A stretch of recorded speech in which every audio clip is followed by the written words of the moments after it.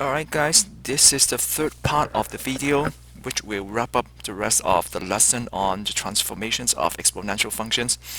So here we go. So example number 2. So it says without the use of technology, who cares if it's a diploma exam, nobody can see whether you can use a graphing calculator or not, so just use it to help you. But again, for now, let's just hold on to the graphing calculator and see if we can figure things out. Alright, so in this case, once again, the general formula for the transform exponential function is not on your graphing calculator, so I'll keep doing this throughout the lesson on this topic here. Alright, so y equals to a times b, this is the base, and then this is the horizontal stretch factor b times x minus h, and then plus k. So this is the general formula for a transform exponential function. Okay, so now if you compare this one to our actual function, then again, I hope you can use the same technique to figure out what is the a, what's your b, what's your h, and what's your k.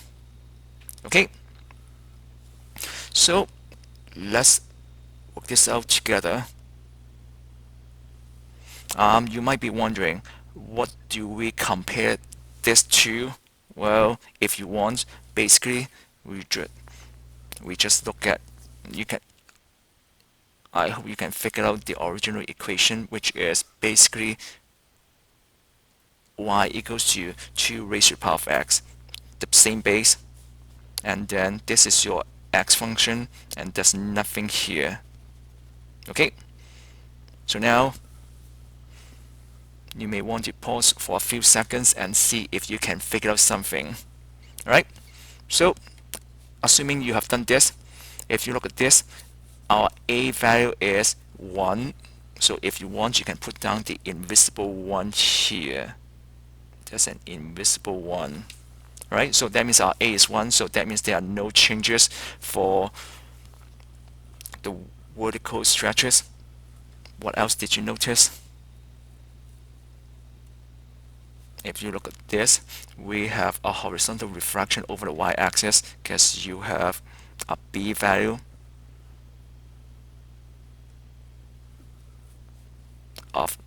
with negative sign. So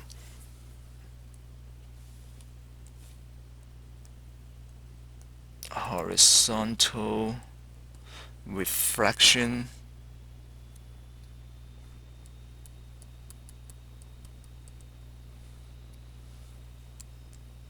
over the y-axis.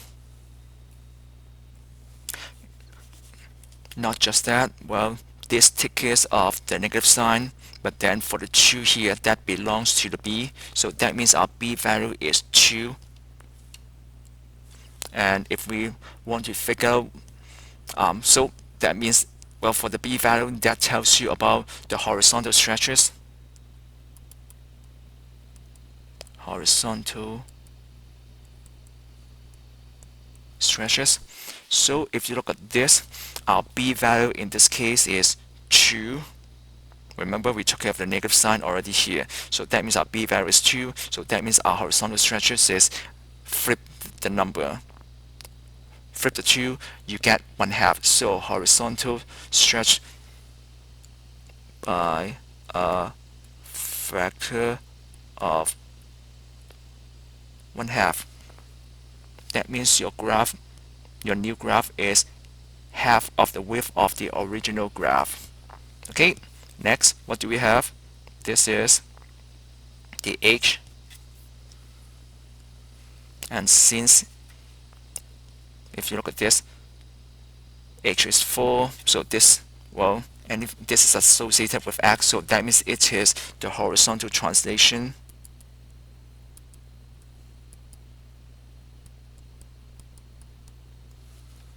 Alright, and again, anything related to x, you either flip the number or flip the sign, so this plus 4 you flip the sign, that gives you -4. So what does that mean? Negative means it's moving to the left by, as you can see here, 4 units. Okay, and last but not the least, the K value. So that represents vertical translation because it's outside the function. Vertical translation. And if you look at this one here, the value is -3, so that means 3 units except going down. So down by 3 units. So if you want, you can actually graph it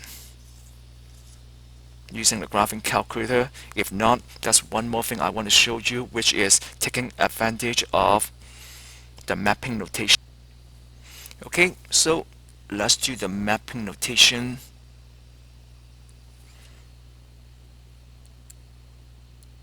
X and Y are original coordinate, then it becomes 1 over B times X plus H, and then A Y plus K. Okay, let's pick a few points here.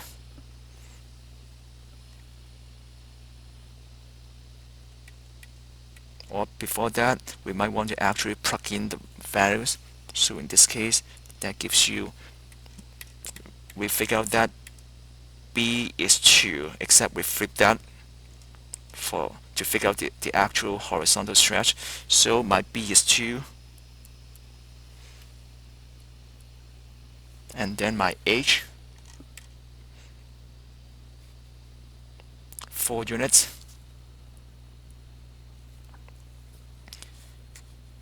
to the left. So left means your value is decreasing. Remember, you flip the sign from the original equation to get this left hand side move. And then A value is 1, the invisible 1 here.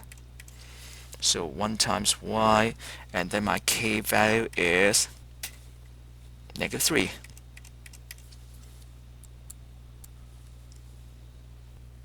Okay, now let's pick some points.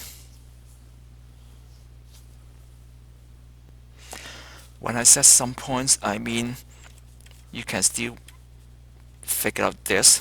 Look at your graphing calculator for the coordinates or the table of values for different points, and then plug those values here. So I'm not going to go over this part. You can look at the notes for more details. But now what I would like you guys to do is actually plot this function.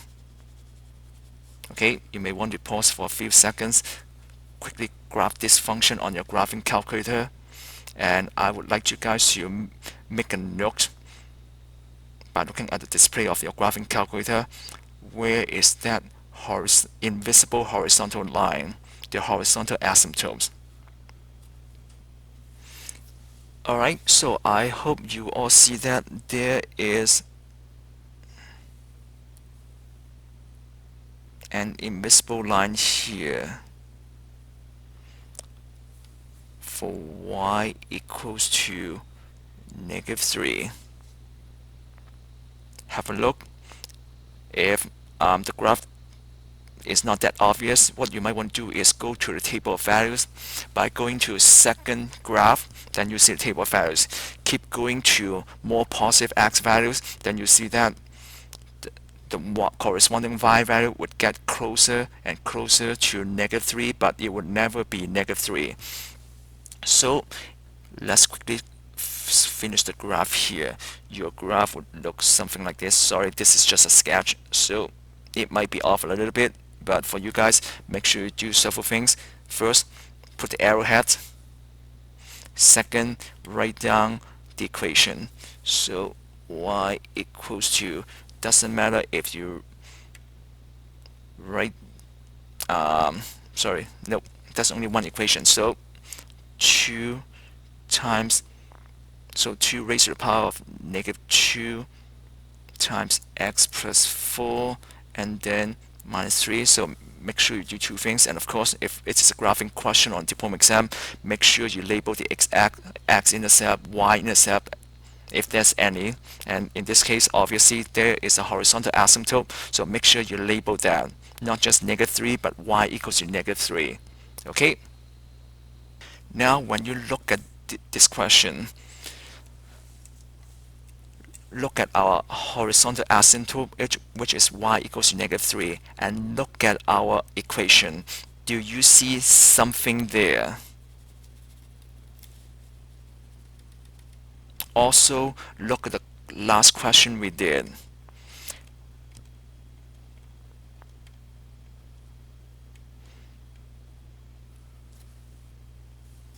Okay, the last question.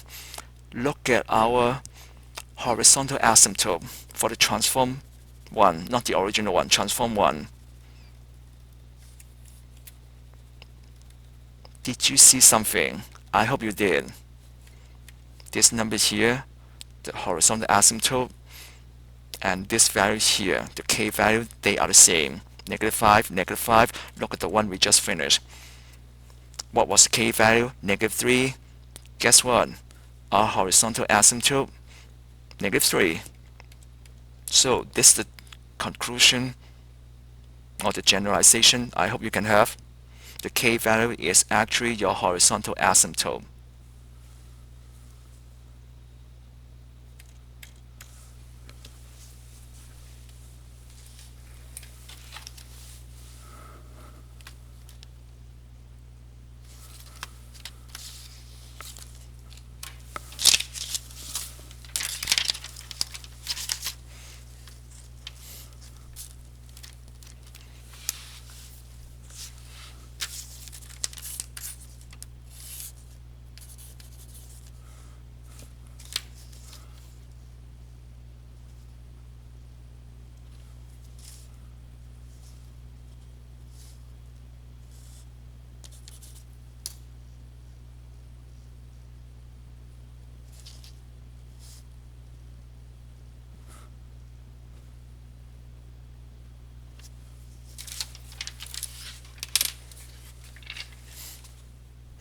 So basically, the horizontal asymptote move based on your k value, the vertical translation.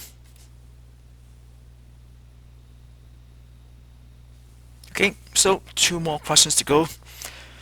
Now we are going to write the new exponential equation based on the transformations given. Alright, so have a quick look, pause for a few seconds, and try the questions yourself. Alright, so here we go. Now if you look at this, we have this original function, f of x. If you want, you can call this y. Okay, and then, so again, I'm going to, even though this is the transformation for exponential functions, I'm going to set up a question, do it the same way. So let's write down our original function, the general form, just f of x. Now if you look at this, let's figure this out. Same thing here. You have y equals to f of x. Okay, leave some space so that we can fill in the appropriate numbers. Alright, so our vertical stretch by a factor of 2. So this is the vertical thing, so therefore it is outside the function. So put down a 2. Okay, a horizontal stretch by a factor of 3. So that means you flip this because it is related to horizontal. So you flip the number, not the sign. So you flip that, it becomes 1/3. And because it is related to the horizontal, the x stuff, you put that inside the function like this.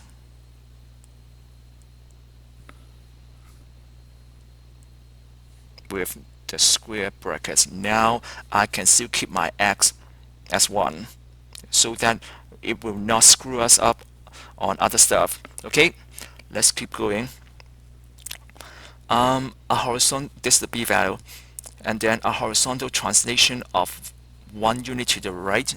So this is horizontal stuff. So once again, anything related to x or horizontal, we put that inside the function. Okay, and because it is to the right, horizontal stuff, so we flip not the number but flip the sign, it becomes negative. Alright, and then a vertical translation, so vertical stuff outside the function, so obviously here by 2 units, and down, because this is related to vertical stuff, we just keep that, so down means negative. Alright, so now let's take this function, let's take this general transform function and plug that into our actual equation. So y equals to 3 raised to the power of x, and once again I'm going to show you the technique that I have been using in class. So this is my x. Whatever x you see here, replace it by x, and now this is my new x. Okay, so y equals 3 raised to the power of x. 3 raised to the power of x. What's my new x? This whole thing. This. Not just this, but this. So raised to the power of, to avoid confusion, I will use brackets 1/3, and then in brackets x minus 1 close bracket. Not done yet, because in front of the function we have the 2. So in front of this whole function we have the 2. So put down a 2 here. And then after the whole thing, minus 2, but you don't put the minus 2 here. This might be a little bit tricky, and it may take you some time to get used to this. Okay, so minus 2 is outside the function. So here, minus 2. Alright, so you might want to try out part B yourself. Pause it for a few seconds. Okay, so now let's look at this. Same thing. This is the original exponential function. So after all these transformations, what would the new function, exponential function, looks like? Okay, so same thing. Let's write down y equals to, this is again my y, if you want, equals to f of x, just the general function, general formula. Okay, after that, do the same thing again. Function,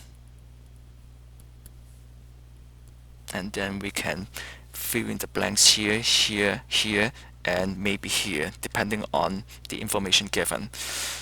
So a vertical refraction, vertical outside the function, and you just put a negative. Okay, there's no vertical stretch factor, so that means this is just a 1. Horizontal, that means inside the function here. Okay, a horizontal refraction. Okay, so you put down a negative, and not just that, another horizontal thing, horizontal stretch factor of 1/2. So remember, we have to flip this number to make B. This is a stretch factor 1/2. We flip that. You can say 1/1/2, or simply flip this upside down, so that gives you 2. And to avoid confusion, we use a square bracket. What else?